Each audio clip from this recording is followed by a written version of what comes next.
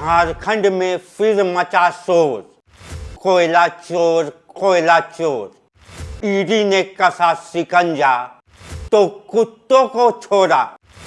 कोयला माफियाओं और राजनीति के गठजोड़ में कथित पत्रकारों का हेलमेल। देखिए कोयले का कॉकटेल। नमस्कार, आप सबका स्वागत है न्यूज़ फ्रेम पर। आज आपको कोयले का कॉकटेल पिलाएंगे नहीं, बताएंगे। उस काली दुनिया के काले सच से रूबरू कराएंगे जहां चोरी, राजनीति और तथाकथित पत्रकारों का ऐसा मकर जाल है जिसे सुलझाने के लिए ईडी के भी पसीने छूट रहे हैं।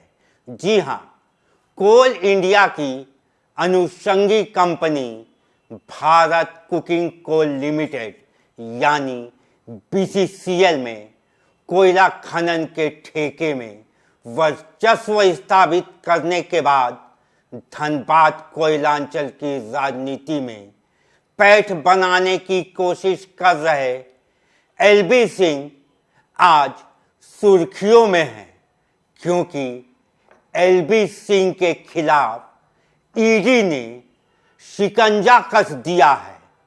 झारखंड और पश्चिम बंगाल में कोयला माफियाओं के खिलाफ ईडी का जोरदार एक्शन आज सुबह से शुरू हुआ।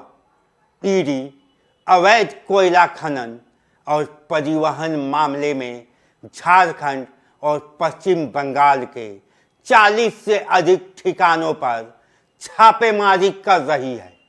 ईडी ने कोयला माफियाओं के खिलाफ 40 से अधिक स्थानों पर एक साथ छापेमारी की।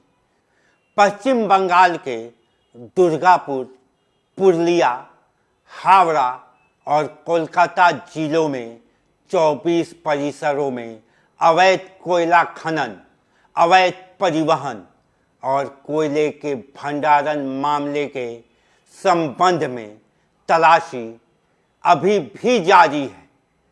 नरेंद्र खड़का, अनिल गोयल, युधिष्ठिर घोष, कृष्ण मुरारी, कयाल के ठिकानों पर सुबह से ही छापेमारी चल रही है।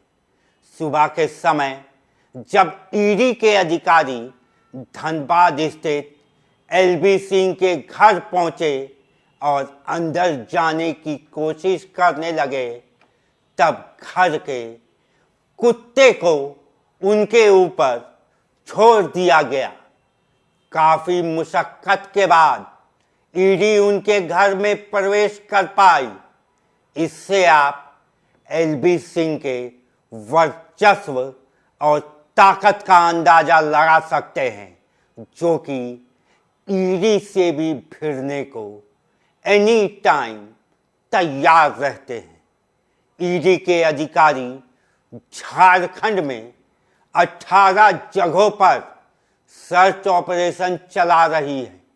ये छापेमारी कोयला चोरी और स्मगलिंग के कई बड़े मामलों से जुड़े हुए हैं, जिनमें अनिल गोयल, संजय उद्योग, एलबी सिंह और अमर मंडल के कई मामले शामिल हैं।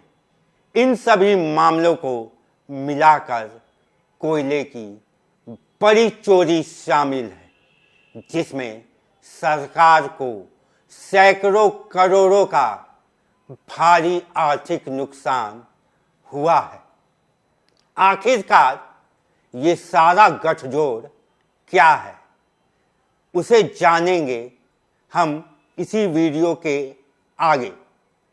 धनबाद के अधिकांश कोयला माफिया ठेकेदार फिलहाल अंडरग्राउंड हो गए हैं या उन्होंने रानीगंज की ओर अपना रुख कर लिया है। ईडी की छापेमारी के बाद बीसीसीएल और सीसीएल के कई शीर्ष अधिकारियों के टेलीफोन और मोबाइल भी बंद हो गए हैं। अब जरा अपने कानों को खोल कर रखिए।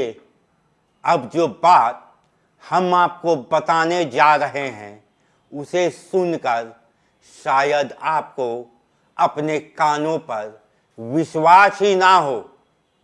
मामला कुछ ऐसा है कि धनबाद के कोयला माफियाओं को संरक्षण देने वाले सिंडिकेट के सदस्य, जिनमें कुछ तथाकथित मीडिया के लोग भी शामिल बताए जा रहे हैं, वो ईडी की कार्रवाई की रिपोर्ट माफिया कारोबारी को क्षण क्षण पहुंचाते भी नजर आ रहे हैं। भाई, अब नाम तो हम ले नहीं सकते और बिना नाम के भी आपको पता है कि वो तथाकथित पत्रकार है कौन, जो कि अपने आप को झारखंड के मेन स्ट्रीम मीडिया का अभिन्न अंग बताते हैं, लेकिन काम कोयले चोरी के सिंडिकेट के साथ करते हैं। सिंडिकेट के सदस्यों ने मीडिया को मैनेज करने का भी काम शुरू कर दिया है, लेकिन न्यूज़ फ्रेम सच से ना समझौता करता है, ना ही कभी करेगा। हम सच सामने ला कर रहेंगे। कोयले के कॉकटेल में दो किरदार को तो हमने मिला दिया। अब चलिए कॉकटेल को और हार्ड बनाते हैं। कोयला माफिया और तथाकथित पत्रकारों के बाद एंट्री होती है राजनीति की, जो कि कोयले के कॉकटेल को और भी नशीला और सॉलिड बनाती है। धनबाद झारखंड का कोयला हब है और लंबे समय से यहाँ राजनीति और कोयला कारोबार का गठजोड़ सत्ता की जमीन तैयार करता रहा है। इसी पृष्ठभूमि में एलबी सिंह का नाम हमेशा चर्चा में रहा है। आखिरकार ये एलबी सिंह है कौन? एलबी सिंह मूल रूप से यूपी के बलिया के रहने वाले हैं, लेकिन धनबाद में धीरे धीरे इन्होंने अपना वर्चस्व ऐसा बढ़ाया कि कोयला माफियाओं में इनका नाम बहुत ही इज्जत के साथ लिया जाता है। एलबी ने खनन कारोबार में बढ़ती पकड़ के बाद राजनीतिक जमीन पर भी कदम रखा। खासकर भाजपा से इनकी नज़दीकियां बढ़ी।